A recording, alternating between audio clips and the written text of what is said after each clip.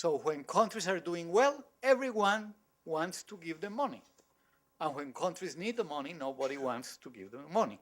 So the problem with this is that in theory, when a poor country has a shock, like for example, terms of trade, the price of its exports comes down, or it has a major internal problem, one would expect that the country can go to international markets, borrow a little bit to keep the consumption levels of their people, and then pay back afterwards when it grows again.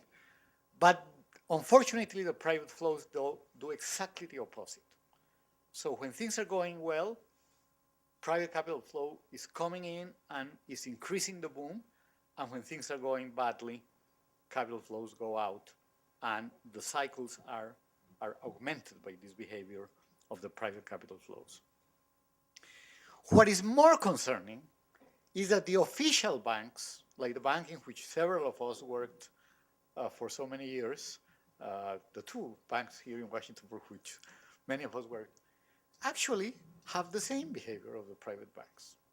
Basically, the book is arguing that we need a new consensus going forward after the crisis. Now we have a crisis and everybody wants the traditional loans of the multilateral development banks. But my assumption is that the crisis will go and that we will be living again in the kind of moments that we were living from 2003 to 2008, where actually the demand for traditional loans of the banks was faltering, and there was some soul searching within the banks of what their financial role for the long term should be. I think we do need that new consensus, because I personally think that we need the multilateral development banks very significantly for middle-income countries as well as for poor countries, but that this new consensus has to be based on two principles. One, they should have a pure countercyclical role, and second, they should be trying to help reducing financial vulnerabilities and macroeconomic volatility, which means they have to offer more insurance-type financial products, hedging-type financial products, and not just plain vanilla loans. So these are the conclusions.